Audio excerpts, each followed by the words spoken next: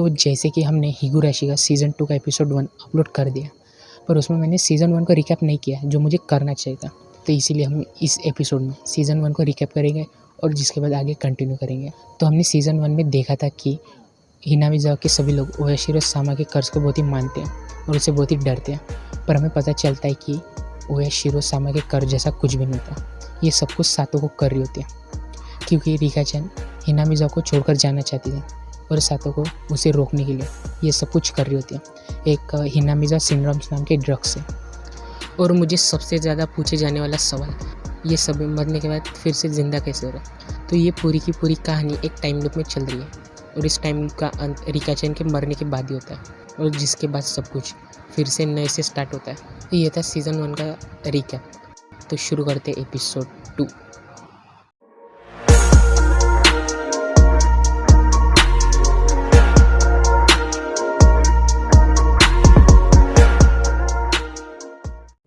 तो शुरुआत होती है मंडे जून 13 से।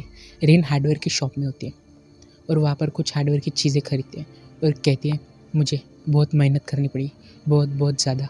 और जिसके बाद अगले दिन रिन गार्बेज एरिया में आते हैं और वहाँ पर उसका एक सीक्रेट बेस होता है और उन सभी चीज़ों को वहीं पर छुपा देती है और कहते हैं यहाँ पर इसे कोई नहीं ढूंढ पाएगा। और जिसके बाद वो स्कूल के लिए निकल जाती है और वो रास्ते में कैची से मिलती है जो उसका वहाँ पर इंतज़ार कर रहा होता है। और जिसके बाद सीन बदलता है स्कूल में। रिन सबसे कहती है आज मुझे कुछ काम है इसलिए मैं क्लब में नहीं आ पाऊँगी। तो मियोन कहती है क्या आज फिर से? आखिर तुम्हें ऐसा क्या काम है? क्या तुम्हें हमारी मदद की ज़रूरत है? तो रिन कहती है नहीं, ये काम मुझे खुद से ही करना है। तो जिसके बाद स्कूल ख़त्म हो जाता है, रिन वहाँ से निकल जाती है और हम देखते हैं कि सातो को उसे बहुत ही अजीब तरीके से देख रही होती है। तो जिसके बाद रिन फिर से हार्डवेयर की शॉप में आते हैं और भी कुछ चीज़ें खरीदते हैं और फिर से उन सभी चीज़ों को उसी जगह पर छुपा देते हैं। तो जिसके बाद रिन घर आ जाती है और तभी वहाँ पर रेना-सान आती है और वो कहते हैं क्या तुम ही रिन हो? मुझे समझ नहीं आ रहा कि मैं कैसे बोलूँ, मैं तुम्हारे डैड की दोस्त हूँ। तो रिन कहती है मुझे पता है आप कौन हो, आप रेना मामिया-सान हो। डैड हमेशा आपके बारे में बात करते रहते हैं। वो कहते हैं कि आप बहुत ही अच्छे हो। तो रेना-सान कहती है तुम्हारे डैड भी बहुत अच्छे हैं। तो रिन कहते हैं आपको उनसे कोई काम है? तो रेना-सान कहती है मुझे उनसे कोई काम नहीं है, मैं स्पेशली तुमसे मिलने के लिए आई हूँ। और ये सुनने के बाद रिन बहुत ही ज़्यादा खुश हो जाती है। वो कहती है कि आप सच में मुझसे मिलने के लिए आई हो? असल में मुझे भी आपसे मिलने का बहुत मन था। तो रेना-सान कहती है मुझे सुनकर बहुत अच्छा लगा कि तुम्हें भी मुझसे मिलना था। तो रिन कहती है कि आप मेरी मदद करोगी खजाने को ढूंढने में? तो रेना-सान कहती है खजाना? ठीक है, मैं तुम्हारी मदद ज़रूर करूँगी। तो जिसके बाद रिन कुछ चीज़ें लेकर आती है। तो जिसके बाद दोनों गार्बेज एरिया में आते हैं और रिन उसे अपने सीक्रेट बेस के पास लेकर आती है और उनसे कहती है ये बात आप किसी को मत बताना, ये हम दोनों का एक सीक्रेट है। तो रेना-सान कहती है वाह ये तो बहुत ही अच्छा है। तो जिसके बाद रिन कहते हैं यहाँ पर कोई भी नहीं आता और यहाँ पर क्या हो रहा है किसी को सुनाई भी नहीं देता। तो जिसके बाद रिन उसके अंदर जाने लगती है। तो रेना-सान कहते हैं क्या मैं भी अंदर हूँ? तो रिन कहती है प्लीज़ आप बाहर ही इंतज़ार करो। और तभी रेना-सान अंदर आ जाती है। तो रिन कहती है मैंने आपसे कहा था ना कि बाहर ही रुको। तो रेना-सान कहती है बाहर बारिश हो रही इसलिए मैं अंदर आ गई। और वहाँ पर एक लैंप होता है जिसे रेना-सान ऑन कर देती है और कहती है मैंने तुमसे कहा था कि तुम्हारे डैड और मैं दोस्त हूँ, पर असल में वो मेरे कस्टमर है, हम क्लब में दारू पीते हैं। तो रिन कहती है मुझे पता है डैड हमेशा बहुत ही नशे में वापस आते हैं। तो रेना-सान कहती है हाँ तुम्हें बिल्कुल पता ही होगा, तुम उसकी बेटी हो और तुम उसके साथ रहती हो तो तुम्हें ये बात पता ही होगी। और वैसे भी मैं भी एक सिंगल पेरेंट्स की मदद से ही बड़ी हुई हूँ और जब मैंने तुम्हारे बारे में सुना तो मैं तुमसे मिलने के लिए आ गई। जब तुम्हारे डैड क्लब में आते हैं तो मुझे बहुत ही बुरा लगता है, तो वहाँ पर ना आने के लिए तुम उन्हें कन्विंस कर सकती हो। और तभी हम देखते हैं कि रिन रेना-सान की तरफ बढ़ने लगती है और रेना-सान कहती है इसमें मैं भी तुम्हारी मदद करूँगी। और तभी रिन रेना-सान के गले को पकड़ लेती है और बहुत ही ज़ोर से दबाने लगती है और बहुत ही अजीब तरीके से हंस रही होती है।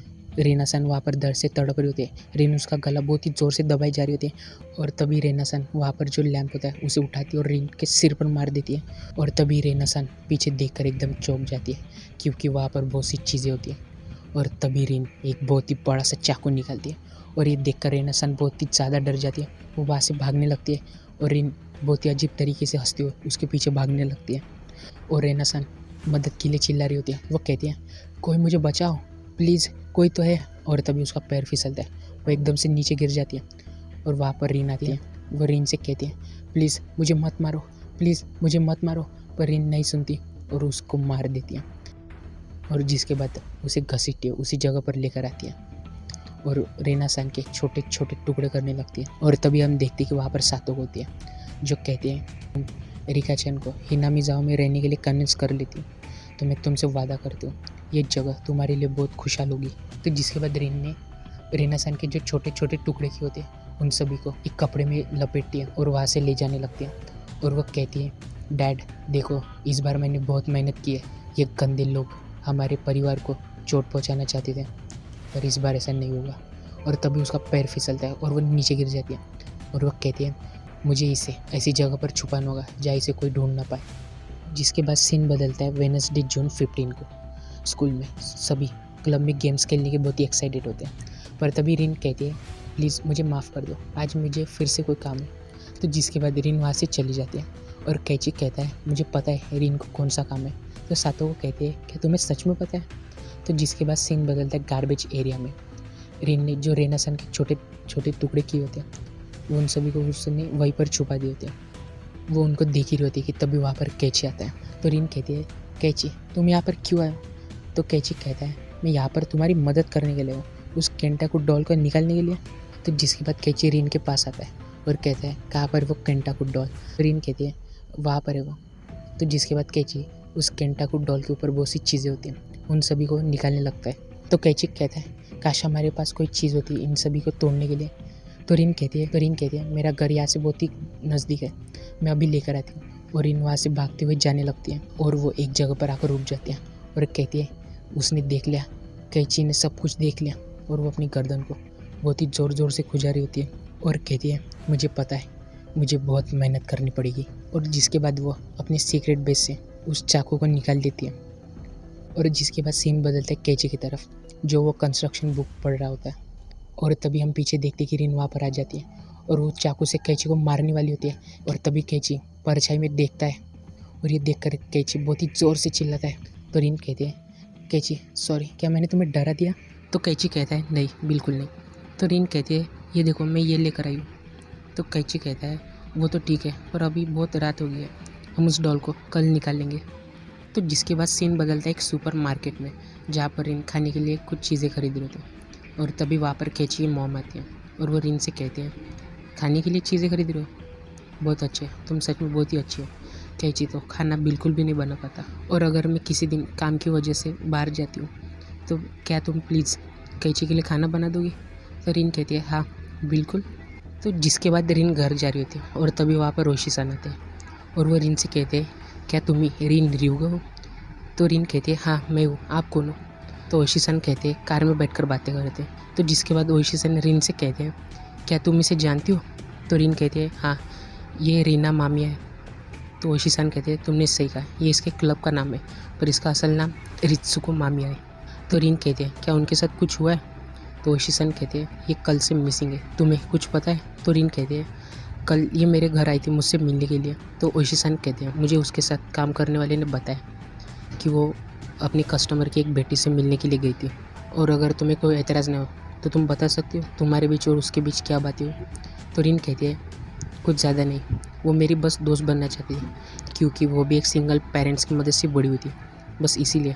और जिसके बाद वो वहाँ से चली गई और मुझे इससे ज़्यादा कुछ नहीं पता। तो ओशी सन कहते हैं अगर तुम्हें कुछ भी पता चलता है तो तुम ओकोनोमिया पुलिस स्टेशन में फ़ोन कर सकती हो। तो जिसके बाद रिन कार से उतर जाती है और ओशी सन कहते हैं ये वक्त वातानागाशी फेस्टिवल का हो रहा है क्यों है ना, आई होप कि इस साल कुछ ना हो, मेरा मतलब ओयाशिरो सामा के कर्ज से था। और जिसके बाद ओशी सन वहाँ से चले जाते हैं और हम देखते कि रिन बहुत ही ज़्यादा गुस्से में होती है। और इसी के साथ ख़त्म होता है एपिसोड 2।